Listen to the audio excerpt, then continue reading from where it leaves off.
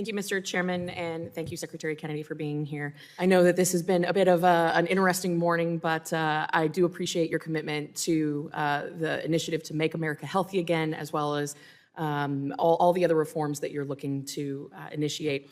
As someone who represents a very large and rural district in Florida and cares deeply about access to care, especially for our underserved communities, I've seen the good that HHS can do, but I've also seen where the bureaucracy falls short in helping people, particularly in rural areas. So I'm encouraged significantly by your willingness and efforts to restructure the department.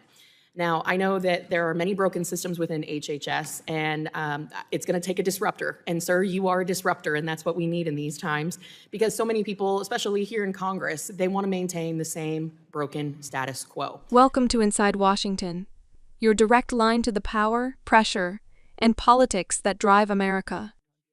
No pundits, no spin, just raw, real moments from the halls of Congress and the United States Senate as they happen.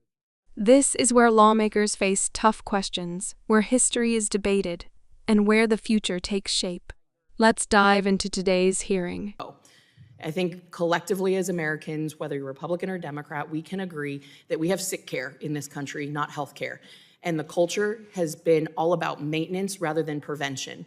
And so I appreciate all of your efforts in working to try to address that. So I'm just going to jump right in.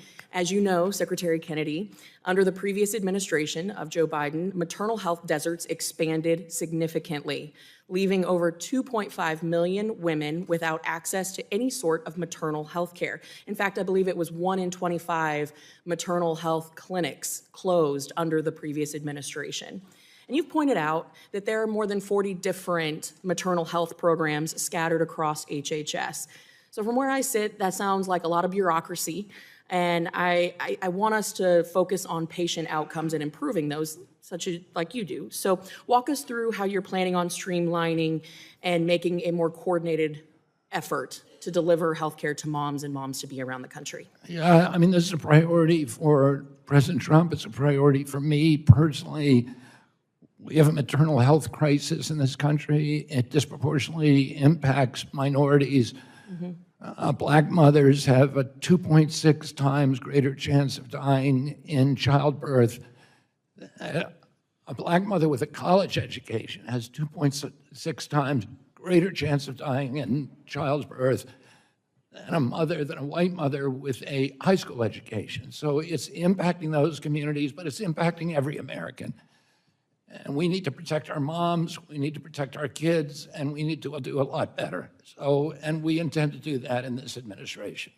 Well, as someone who is 8 weeks out from delivery, I know you can't see it because I'm so short, but I appreciate that, and I look forward to working with you so we can streamline these services so moms can get the help and access to resources they need. Changing gears a little bit here, the DHS Inspector General has confirmed for us what so many of us have known for a long time, that under the Biden-Harris administration, HHS, which is responsible for unaccompanied children, they lost track of over 340,000 unaccompanied migrant children. They failed to vet sponsors, and they blocked law enforcement from getting critical information to ensure the safety of these children. Now, we know several investigative reports, both from government sources and outside, have reported that these kids were sent to unsafe addresses, even non-existent ones. They were exposed to trafficking and exploitation, and many of them have not been found to this day. Now, I know you've had a lot on your plate. It's been a crazy 6 months, but I know this is a top priority for HHS. So like so many other things that you've been tasked with cleaning up, what specific steps is HHS taking to restore the accountability, improve the sponsor vetting, and ensure that law enforcement can do its job to protect these children and find these children? I mean, one of the major reason that the Biden administration lost track of all those children is because they were emphasizing speed over security. And there were political reasons for that. They wanted to get the kids out of U.S. custody, so they were handing them off to anybody. They didn't require background checks. They didn't require identification even. I've watched horror stories of the same person picking up child after child after child, using different names and different addresses. One of the addresses was a strip club. One of the addresses was a parking lot. One of the addresses was an empty lot that was filled with shipping containers. And this character was getting all these kids. One person got 42 kids to one address. What we're doing now is DNA testing on every sponsor. We're doing personal identification. We're doing background checks, and we're doing income verification. Thank you, Mr. Secretary. Thank you, my time is Young expired. ladies, This is democracy in action, and you deserve a front row seat. As you watch, think critically. Ask yourself, who's holding the line? Who's dodging the truth? Who's fighting for the people? And while you're here, click that subscribe button and turn on notifications. Don't miss a single moment from future hearings, fiery showdowns, or game-changing testimony. We want to hear from you. What stood out? What questions do you still have?